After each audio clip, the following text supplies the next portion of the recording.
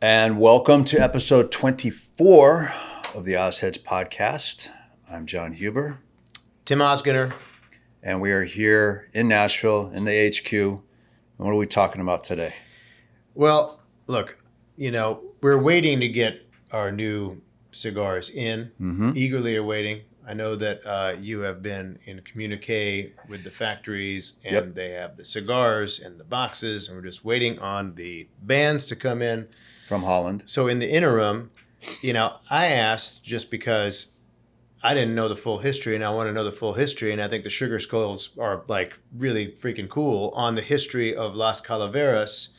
As Las Calaveras, once the new products come in and we start shipping them out, is going to be on deck. That is correct. So I wanted to ask a few questions. First off, my friend, give a shout out to Paul Johnson. Paul Johnson, our buddy in Charleston, South Carolina. Sent us some nice cigars. Our own cigars, actually, which was kind of a treat because there were some that I had smoked in a while. And he sent me a couple of Las Calaveras. Yep. And so this one is, what am I smoking here? I believe that is the 16.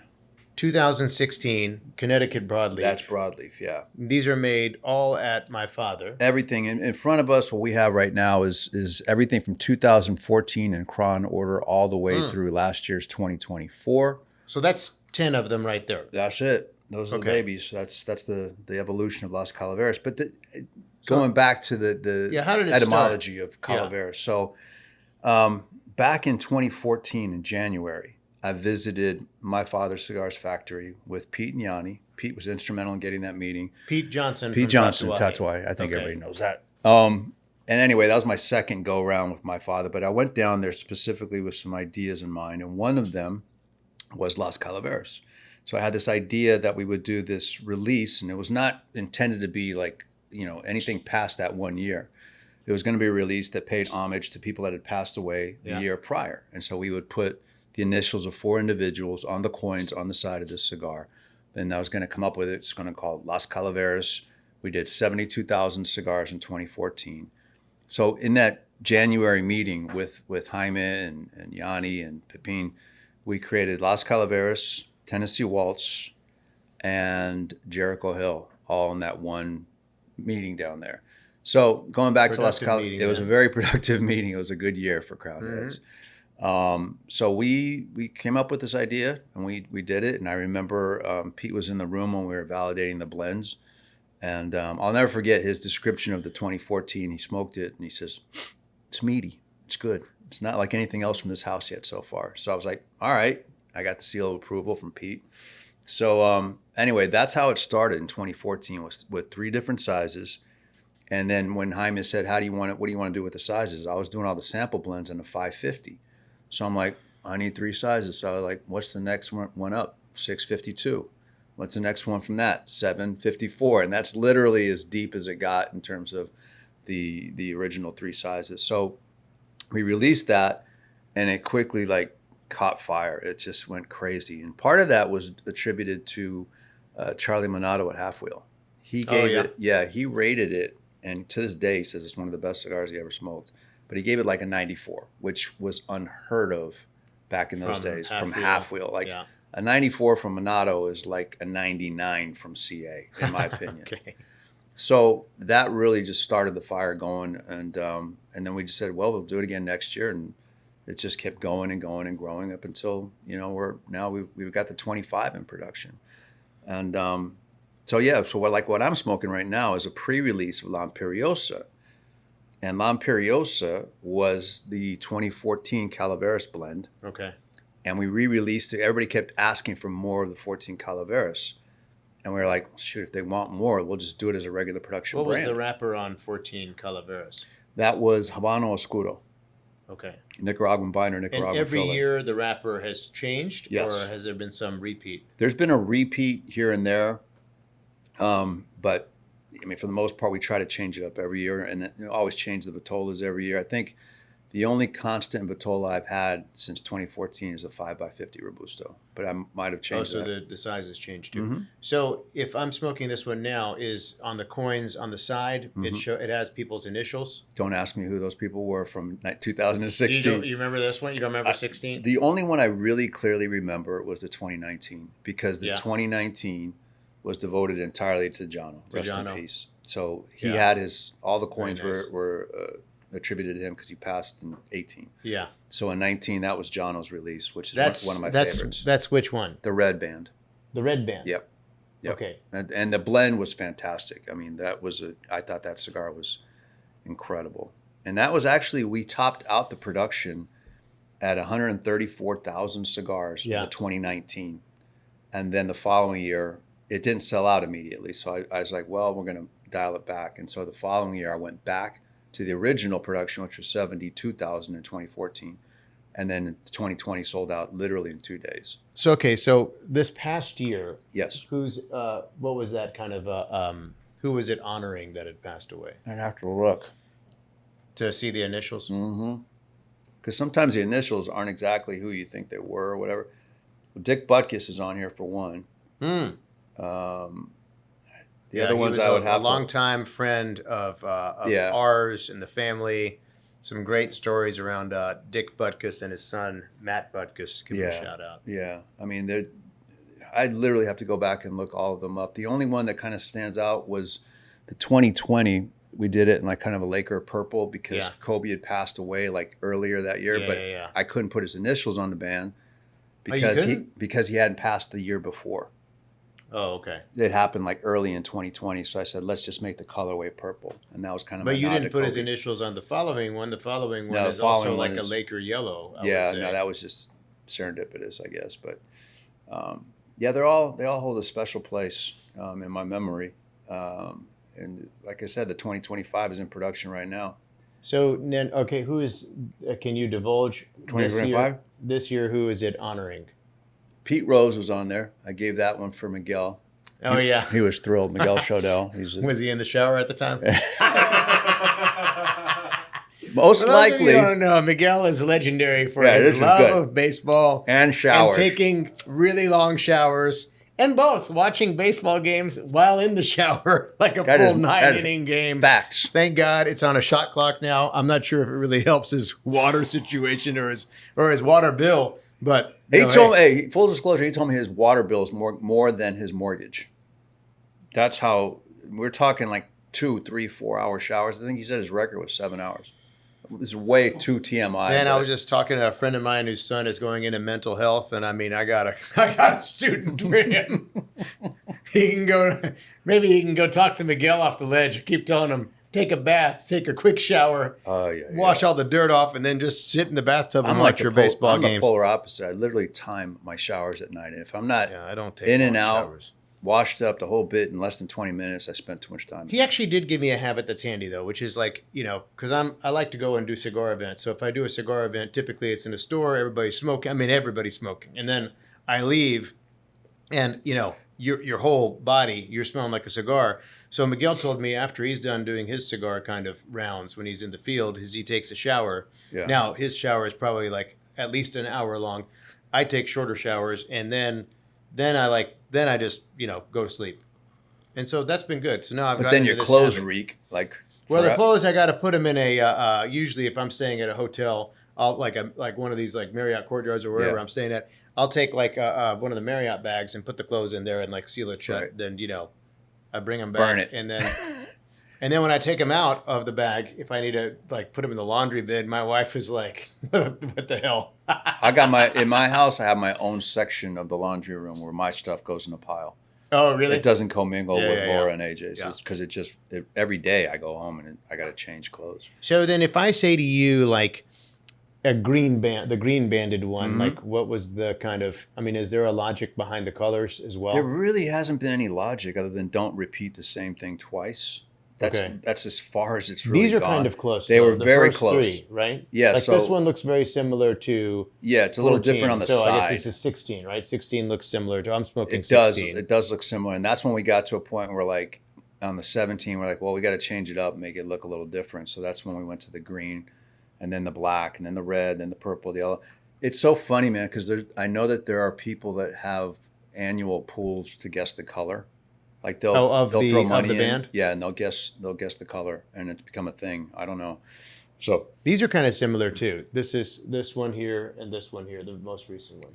A little bit. But we did the hot pink motif on the on the 24, whereas on the 18 it was just black, and I think on the side it's just like a gold thing. Okay, so you're not going to reveal what the color is of the band, I would assume. No. You wanna let that kind of organically hit and see. Right. All right, so like I was telling you, I saw this morning they had which I thought was really funny, like the top 5 worst New York Dick moments because of the way that they lost. Sorry, Knicks fans. Indiana. Sorry, and I'm pulling for you, all. Yeah, I mean, come on, you got to be kind of like New York is kind of exploding right now with that, so it's kind of cool to see the enthusiasm. So, if I had to ask, not the 5 worst, obviously your 5 kind of your 5 favorite Las Calaveras. Mm-hmm. Let's put it that way. Okay. What would they be in descending order from 5 to 1? Like, can you do that? 5 to 1. Yes. Okay. And why? And it could be the story, it could be the blend, it can be whatever your heart desires. Okay, I would go, and it just sentimentally kind of a thing, I think. Okay. And there's a little bit of fair. component, but I would go 5. I would go with the 2020, the Kobe. The reason being was because 2020 we were right in the middle of COVID, Mm-hmm. and obviously there's a little sentimentality with Kobe Bryant, but also I was like, this is the time where I have to downshift it, change production from 134,000 cigars to 72,000 cigars and see what happens. So the prior year, as I mentioned before, we had done 134,000 cigars of the 2019, and it kind of languished. It took months to sell through. And I was like, maybe we're just oversaturated, so I'm going to dial it back and see what happens. So with the 2020, we went back to the original production of 72,000 divided by 3 different Vitolas. And like I said, it sold out literally. Like if it wasn't a day, it was 2 days. It just was like it caught fire. So that was probably number 5 for me. And if you saw the initials on the side, would you remember who it was? Not even close. No, I wouldn't. Because sometimes they're family people, like one of the employees or something. Like my aunt passed away or whatever. Or sometimes it's a celebrity or an athlete. Sometimes it's somebody in the industry. Like I know Padron Senior's on one of these years, and I think Fuente Senior's on one of these years as well. And probably you can't remember what the rapper was on this. The rapper 2020? Yeah. I don't remember. I think it's Habano. Yeah. It looks like it because it doesn't look like it's. It's funny because the binder filler always says Nika, but that's not because it's the same blend. It's just that's as much detail as we get from the factory. So that would be 5. That would be 5. Yeah. Okay, I'm just going to put it over here. If I go with number 4, I would go with the 2016. Okay, what I'm smoking now. What you're smoking now. Which is delicious. This I think flew way under the radar for what it was because we had already established a track record over the 14 and the 15 with Calaveras being popular. And I'm like, well, when I think of the Garcias and I think of my father, I think of Connecticut broadleaf. So we're going to do a broadleaf version of a Las Calaveras blend. And this was Connecticut broadleaf. And I'm like, this is going to be like home run. I would probably say it was a double. Basically. Really? Yeah. That's very good. Yeah. And now, and years later, I think people go, wow, it's just like, but flew under the radar. But 16 would be number 4 for me. Number 3 is probably going to be controversial, but I'm going to go with the OG, the 14. Because you wouldn't. Some people would think that you'd rank that number 1. Yeah, right. No, I'm gonna put the 14 at 3 because it has to be in that mix because it was the cigar that started the franchise, everything. Right. What's the wrapper on this? That is Habano Oscuro. Habano Oscuro. Okay. So I would assume that it's not necessarily the case that maybe all of the fillers are Nicaraguan per se. Yeah. All the binder filler, Nika, all the way through. But the blend obviously changes. It's just that's as much detail as we get from the factory. But I would put the 14 at number 3 because it started it all. A lot of people say it's like the unicorn. People still chase it down. That's literally one of maybe 4 I have in the warehouse of the 14. What were the sizes on those? Those were the original sizes. That was the original, the 550. And I was like 652. 52, 54. 4, yeah. 4, 5, 6, 50, 52, 54. That was the symmetry of that. So that would be number 5, 4, 3. And you say that also is because that might be like, well, I'll ask questions afterwards. Number 2, I have to go with the 2019 for a couple of reasons. One, because this was Jono's cigar. This was the initials. Basically, we couldn't put CAO Jono Ozgener on all 4 coins. So one of the coins actually has, I think, "Make It Happen," MIH, and the other one is "Talk is Cheap."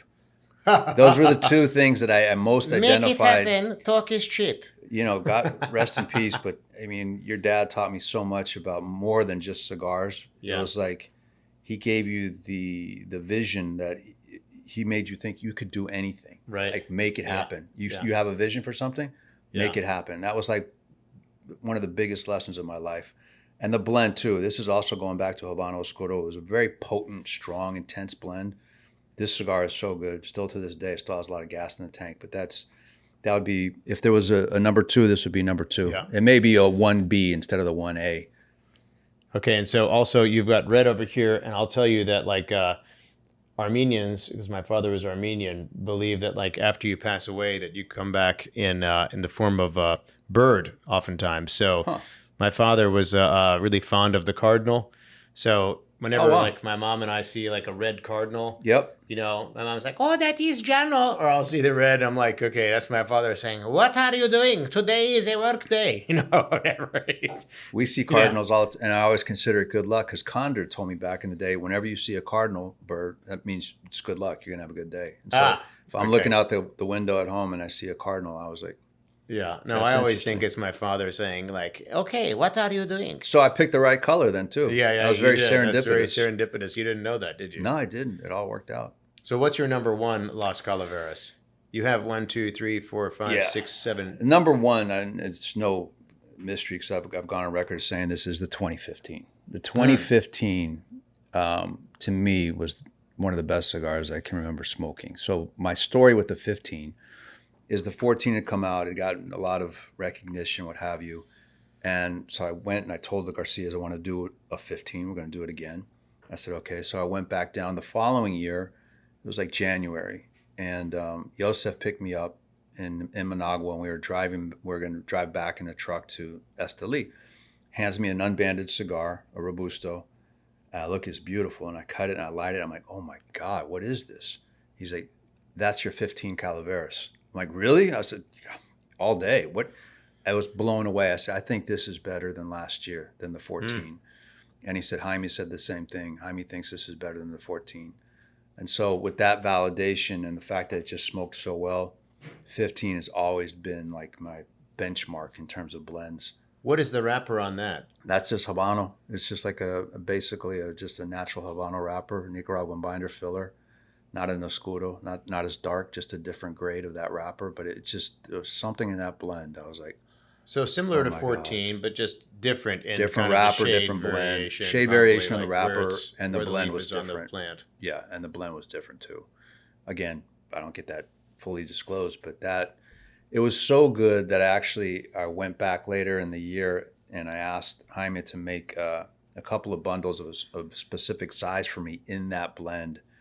Hoya de Monterrey in Cuba, they did a cigar called Des Dieux, and it was a 6 1/8 by 42. And I had become a fan of this Cuban cigar. I said, will you roll the 15 Calaveras blend in the Des Dieux Vitola for me? Just send me 2 bundles. And he did. I'm like, God, that cigar was so good. It was so good. But that was never offered as a size. Never offered as a size that people could buy. Okay. In fact, it used to be I can't even remember when we did the first sampler, but for a long time it was just 3 sizes, and that was how we released Calaveras. And then maybe it was 17, 18, or I don't even remember what year, but we started to do a sampler of all 3 sizes plus a sampler exclusive size, which has always kind of changed. And we were doing like Petit Lanceros, Bellicoso Finos, that kind of thing that you can only get in that sampler. But yeah, back then it was just 3 sizes. And I can't remember what the production was. It may have been a little bit more than 72,000 on that one. But the 15 has always been the benchmark for me. And do you know who that was honoring? If you looked at the initials on the side, would it trigger anything? KB. It might be cool to have like. I literally. Do you have any notes that you can look back on to like recount who they were honoring? My best shot at that would be to go back to Wade and go, what did I send you 10 years ago for the initials? I mean, I had to do that. Wade is a designer. Wade's the one that lays out the Calaveras. And actually, that might have been before Wade. I think Wade started with us in 17, so that would have been Stephen Jones probably laid that one out for 15. But yeah, the initials, it's almost like a morbid exercise in somewhat, you know, like it's kind of sad in a way to have to go back and look at that and like decide who is going to be on there. So I just never really kind of publicly announce it, more or less. I just kind of keep it quiet for the most part. Because it was always meant to be a celebration of life as opposed to like this mourning of people. Like, you know, it was like, let's celebrate these people from the year prior. Now, last year was the 10th year anniversary of Las Calaveras. Yes. And there was also a release called Decimo. Correct. But Decimo is a totally different blend than what the normal release of Las Calaveras was. Right. Like, talk about that and how different of a blend was it and what made that different? What was the differentiation between like the regular Las Calaveras this past year versus the Decimo? So the blend's completely different, but my directive to Jaime, what my request, I should say, was let's do a modded 2014. Let's go back to the original blend. Let's modify it, because obviously you can't recreate something that was made 10 years ago. I mean, it's going to taste differently, even if you had the same recipe. So we did a modded version of the 2014 for the Decimo Aniversario. And that was just kind of a celebration of 10 years of Las Calaveras, really. But the interesting thing to me about the brand, aside from, you know, honoring some amazing people that we lost, is that, you know, we've worked with the same factory every time with the Garcias, and the demand has sustained over 10 years. You know, it hasn't fallen off. Other brands you release and like 2 years later, 1 year later, it's like, oh, should we get rid of it or not? But Calaveras is just an interesting thing. It just kind of took its own life, basically, to set on fire organically. So was it when you conceptualized the brand Las Calaveras, was there a certain thing that you saw, or like, you know, because the Day of the Dead is a very colorful celebration of life. Yes. That you know is most prominent. You see it in Mexico. I think of Mexico City and the celebrations around that. Was there something that you saw there was, that triggered it? There was. I can't remember where I saw it. It was in an airport. I was with Laura.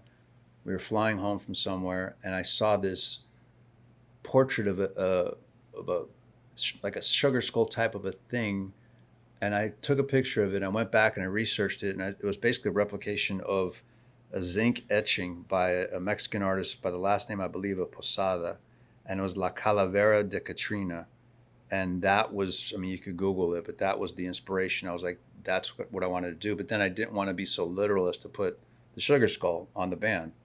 I just wanted to say Las Calaveras, and then on the boxes we would have the sugar skull. So on the sugar skull, which was interesting, there's little Easter eggs even on that. Like, where is it? There's certain things, like especially on the 2015. This one doesn't have it as much, but there's little nods to Nashville and stuff in there. But oh, you mean every year it changes? The skull is the same. The skull always stayed the same from the 14 on. But there's like little elements, like we did a poster of the 15, and there was little elements of Nashville in there. Maybe not so much on the skull itself, but that skull was an original design that we just kind of modded. There's 3 stars there on the chin for the state of Tennessee flag. We were big on the 3 stars. So that remains constant no matter what. That stays constant. The colorway changes, the sizes change, the blend changes. We've used everything from Habano Oscuro. We've used Sumatra. We've used San Andres. We've used Connecticut broadleaf. And, you know, you're kind of limited to that, but we don't repeat it like year to year. Like, I think the 16 was broadleaf, and we didn't do broadleaf again until 23. Okay. So there's a 7-year gap between repurposing that wrapper. So has there ever been any sort of like discussion away from like into different wrappers that maybe they, you know what I mean? That they. I like, usually kind of. For example, you think like Connecticut Shade or anything like that. No, I've never wanted to use Connecticut Shade on it. Yeah. It just, I'm not opposed to Connecticut, but it's never really resonated with the Crowned Heads audience. Like, I think the closest thing we did was with Ernesto. We did a brand called Luminosa back in like 16 when we had to get a bunch of brands out for the FDA kind of a thing. And it was Connecticut. That was Connecticut, Ecuador. But not like with Las Calaveras, because Las Calaveras is people known look as for more something like a fuller-bodied blend. Fuller-bodied, or just, you know, just a This year's the 25 isn't as full. It's like medium plus, but it's just so balanced and so tasty. In fact, without giving it away, I had to go back to Pete Johnson. I'm like, hey, I'm used to this wrapper looking like this wrapper. And he's like, well, that's just the mid priming. It's really tasty though. I've used it on a couple of things. And I was like, okay, cool. So, but I can't really go down that path too much. I'd give it away, but it's a wrapper that we haven't used in several years. It just looks different than what you would be. If I told you the wrapper, you would be like, oh yeah, it looks like this. No. This looks like this. So when is that when are we prepared to announce that? Probably realistically, late June. Yeah. Yeah. We've always tried to get it out, like announce it like May, ship it in June. This year things kind of got pushed back a little bit just because of all the rebrand and all the stuff that we've been doing behind the scenes. So it's pushed back a little bit, but not a whole lot. It'll still be out there. It's in production now. Okay. Yeah. That's great. Well, I mean, I think that if people have any questions about Las Calaveras, I mean, certainly they can message us and drop a comment below. Right. What year was your favorite, or what stands out to you guys? And we'd love to hear your comments on it. Got 10 to choose from, 11 if you count Decimo. I didn't put Decimo out there. We have one bundle of it left in the warehouse, and I'm not opening that for nobody. So I didn't even get a chance to smoke Decimo. You didn't? Maybe we will open the bundle. No. What happened was I was in the field. I was in Houston, and I was doing some events in Houston, and then Brian, our national or our NSM national our RSM regional sales manager for Texas area, and he gave me one. Really? He might have worked out a deal with a retailer to get me one to smoke. There's a lot of times where people will send me our own cigars that we've done. That's how I have the 14. Yeah. Because I didn't have any more 14s, and I think I made a comment about it on social media one day, and then literally 2 days later, Michael Roos shows up and he gives me a sealed box of the 2014s. And he's like, I heard you needed some of these. And so I was like, thanks, man. I appreciate it. How many do we have? We should probably get in the habit of holding aside like a box. We have some of the 24s. Sake of everything. Yeah, this in front of us right now, this is the archive because it is. Leading up to the release annually, I'll always take a picture of the lineup. The best pictures are on Half Wheel. Like they literally have not just every year, they have every Vitola of every year. And like this picture is like this wide, but they do a great job at cataloging. All right. That's good. Yeah. So I'll go to Half Wheel if you want to see that. But yeah. Well, that's fun.